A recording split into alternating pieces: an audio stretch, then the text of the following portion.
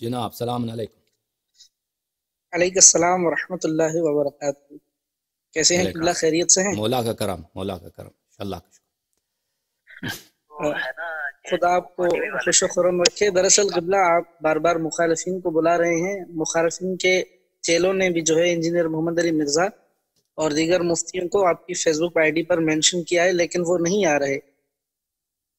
جی صحیح فرما رہے احسن النقوی ہیں ایک، جنہوں نے آپ جی کا پیغام جو ہے انجینئر محمد علی مرزا تک بھی پہنچایا تھا، اور حال ہی میں اس کا انجینئر محمد علی مرزا کا ایک ویڈیو اپلوڈ ہوا تھا 2 دن پہلے۔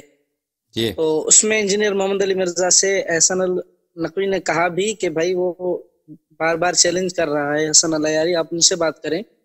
تو انجینئر نے کہا نہیں، وہ تو غالی قسم کا آدمی ہے اور آپ پر جھوٹ باندھا غالی ہونے کا، جی میں اس سے بات نہیں کروں گا۔ وہ قیامت تک نہیں آئے گا، اس سے بڑا بھی نہیں آئے گا۔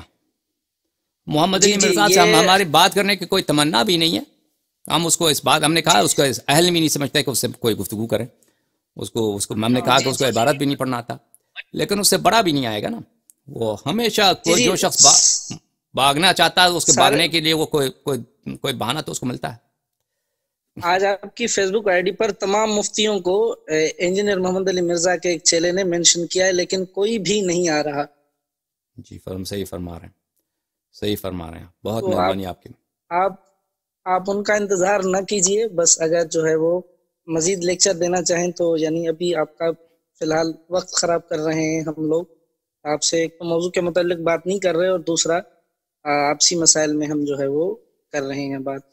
صحیح بات کر رہے ہیں، بہت مہربانی آپ کی یا علی مدد، بہت مہربانی آپ کی۔ خدا حافظ، مہربانی، جزاک خدا جزاک حافظ، خدا حافظ۔ اور بھائی ایک میں اب وہ کہتے ہیں کہ میں غالی ہوں، تو ایک جاہل آدمی سے کیا توقع، وہ مجھے غالی کہہ دے۔ لیکن جو شیعہ بھائی ہیں جو میرے تقاریر کو سنتے ہیں وہ جانتے ہیں کہ میں غالی نہیں ہوں، بلکہ غالی حضرات جو ہیں ان کی مجھ پہ تنقید ہے کہ آپ جو ہے کہ آپ جو ہے ائمہ علیہ السلام کو رازق و خالق و یہ نہیں مانتے۔ تو حقیقت یہ ہے کہ الحمدللہ رب العالمین ہم اہل بیت طاہرین علیہ السلام کے متعلق وہی کہتے ہیں جو وہ خود اپنے متعلق کہتے ہیں، اور اہل بیت طاہرین علیہ السلام سے وہ مطالب نفی کرتے ہیں جو وہ خود انہوں نے اپنے آپ سے نفی کیا ہے۔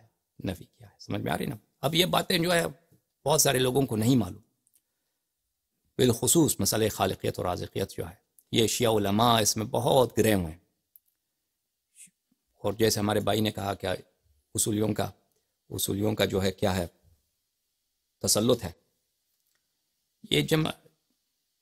یہ بات ان کی صحیح ہے کہ ان کی جہل جو ہے عقائد سے اور اصول سے اور فروع سے، ان کی وجہ سے بہت سارے حقائق ہیں ہمارے دین کے جو بالکل غیر معلوم ہیں۔ علماء کو غیر معلوم ہے، عوام کی تو بات ہی دور ہے۔ سمجھ میں آ رہی نا؟ تو اس لیے ہم جو کچھ کہتے ہیں بعض دفعہ بعض لوگوں کو دھچکا لگتا ہے کہ شاید یہ عجیب بات کہہ رہے ہیں۔ عزیزو اب فون کھلے ہیں آپ کی خدمت میں، آپ کوئی کال کرنا چاہیں تو میں حاضر ہوں آپ کے۔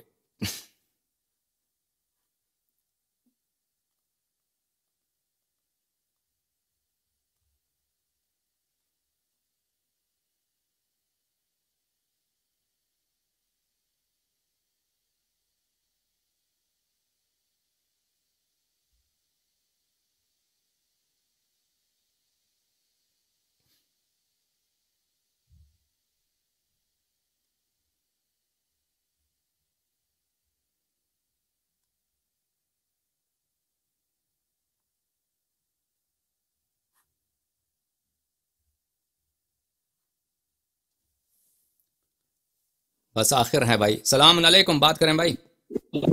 وعلیکم السلام آغا، توصیف بات کر رہا ہوں پاکستان سے۔ جی اچھا بھائی آغا، صاحب، اصل یہ جو مولوی مرزا ہے یہ کہتا ہے کہ اگر تم شیعہ جو ہو وہ امامت کو نہ ماننے والوں کو مسلمان سمجھتے ہو، یعنی ان کو کافر نہیں سمجھتے، تو پھر اس امامت کو ماننے کی ضرورت کیا ہے؟ یہ سوال۔ جی وہ اس کا جواب دے دیں گے انشاءاللہ تبارک و تعالی، بہت مہربانی آپ۔ دیکھیں مسلمان وہ شخص جو ایک ایمان وہ ہے جو انسان کو اس کی وجہ سے انسان جنت میں جاتا ہے، اور ایک ظاہری اسلام ہے. ظاہری اسلام ہے جس کی وجہ سے جو اس کا قائل ہو تو وہ اس سے آپ نکاح کر سکتے ہیں. بیٹی اس کو نہیں دے سکتے، اگر وہ کوئی عورت ہے تو اس عورت سے شادی کر سکتے ہیں اور اس کا ذبیحہ کھا سکتے ہیں. ٹھیک ہے نا، ایک ظاہری اسلام. یہ ایک سہولت ہے مسلمانوں شیعوں کے لیے، مومنین کے لیے ایک سہولت ہے کہ وہ مخالفین کے درمیان رہتے ہیں. تو اگر جو اس شخص کو کلمہ پڑھتا ہے، لا الہ الا اللہ محمد رسول اللہ بولتا ہے، اہل بیت علیہ السلام سے بغض نہیں رکھتا، تو وہ کیا ہے، وہ مسلمان ہے. لیکن صرف یہ اس دنیا کے لیے، صرف اس دنیا کے لیے. اگر کوئی شخص امامت پہ اعتقاد نہیں رکھتا تو وہ اس اہل ایمان میں سے نہیں ہے جس کی رسول پاک صلی اللہ علیہ وسلم شفاعت کریں گے اور وہ جنت جائے گا. سمجھ میں آ رہی نا بات آپ کو؟ وہ اس اہل ایمان میں سے نہیں ہے، مگر یہ کہ وہ ایسا مسلمان ہو کہ بالکل مستضعف فی الدین ہو. مستضعف فی الدین کس کو بولتے ہیں عزیزو؟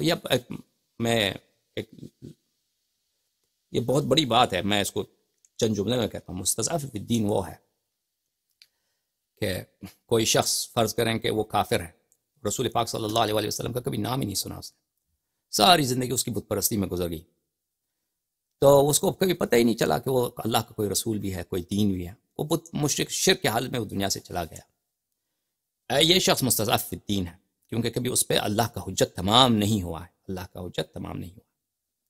تو اللہ تعالیٰ اس کو کیونکہ حجت تمام نہیں ہوا ہے، اس شرک کی وجہ سے اس کو جہنم میں نہیں لے کے جائے گا. یا کوئی ایسا شخص ہے کہ فرض کریں کہ غیر شیعہ مسلمان، لیکن کبھی اس پہ حجت تمام نہیں ہوا، اس کا یہی تھا کہ اہل بیت علیہ السلام اچھے ہیں، میں اہل بیت سے محبت کرتا ہوں، ابو بکر عمر بھی اچھے ہیں، وہ بھی صحابی ہیں، سسر ہیں رسول پاک صلی اللہ علیہ وسلم کے. تو وہ شخص نہ اہل بیت علیہ السلام سے دشمنی رکھتا ہے، نہ ان کی امامت پہ اعتقاد رکھتا ہے، لیکن اس کی وجہ کیا؟ وہ جہل ہے.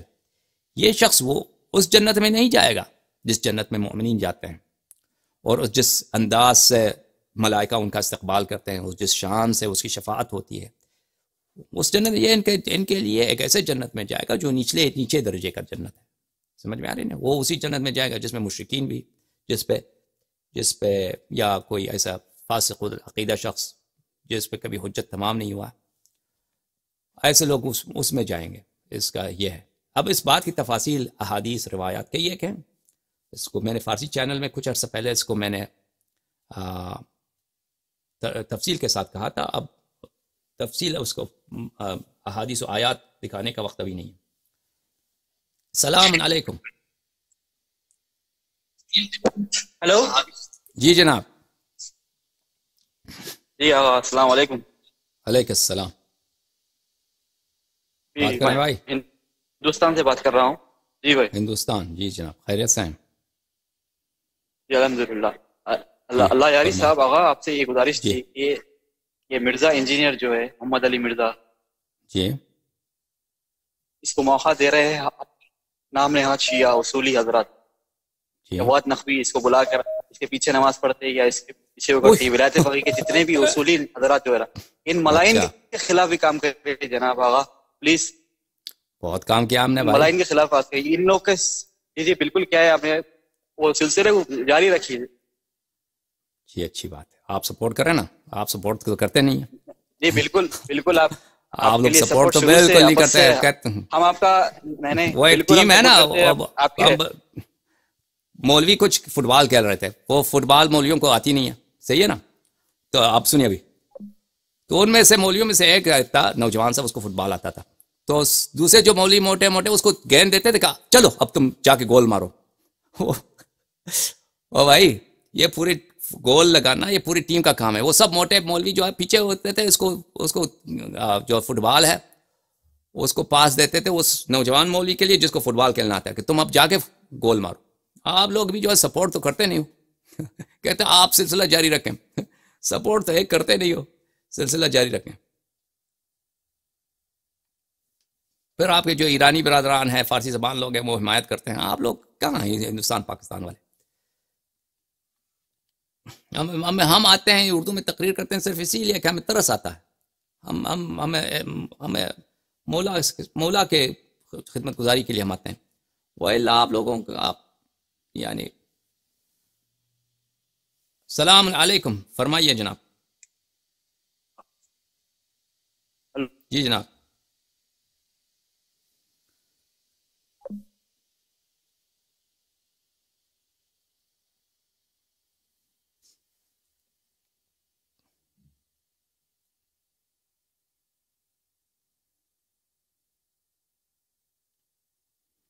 امامت کا اگر کوئی انکار کرے تو وہ جہنمی ہوتا ہے عزیزو. امامت کا اگر کوئی انکار کرے، میں محمد علی مرزا کے بات کے متعلق میں مزید کہتا ہوں کہ امامت کو اگر کوئی شخص جانتا ہے کہ یہ امامت اسلام کا جز ہے، اللہ نے بتایا ہے، رسول پاک صلی اللہ علیہ وسلم نے حکم دیا اس بات کا، پھر بھی انکار کرے تو وہ بالکل جہنمی ہے، ہمیشہ کے لیے جہنم میں جائے گا. تو امامت کا یہ فائدہ ہے. جی ہاں، جاہل کے لیے یہ ہے، جو مسلمان جاہل ہے اس کے لیے یہ چھوٹ ہے، کیونکہ اس پہ حجت تمام نہیں ہے. جو مسلمان آپ کے مثلا کوئی رشتہ دار ہے غیر شیعہ، اس کو بیچارہ بوڑھا آدمی ہے 90 سال کا، اس کو کبھی پتہ ہی نہیں چلا کہ امامت کیا ہے، شیعہ بھی حق ہو سکتے ہیں نہیں ہو سکتے. تو اس صورت میں بات یہ ہے کہ ان کو وہ ان لوگوں کے لیے چھوٹ ہے کیونکہ وہ مستضعف فی الدین ہے.